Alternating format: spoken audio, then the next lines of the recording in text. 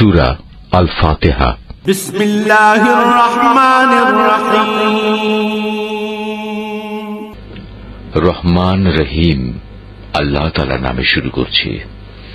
আলহামদুলিল্লাহি রাব্বিল আলামিন আর রহমানির রহিম মালিক ইয়াউমিদ্দিন। সমস্ত প্রশংসা আল্লাহ তাআলার জন্য। তিনি সৃষ্টিকুলের মালিক, তিনি পরম দয়ালু, অতি মেহেরবান, তিনি বিচার দিনের মালিক। ইয়াকা না'বুদু ওয়া ইয়াকা নাস্তাঈন। হে মালিক, আমরা তোমারই বন্দেগী করি এবং তোমারই সাহায্য চাই। ইহদিনাস সিরাতাল মুস্তাকিম সিরাতাল্লাযীনা আন'আমতা আলাইহিম গায়রিল মাগদুবি আলাইহিম ওয়ালাদ-দাল্লিন।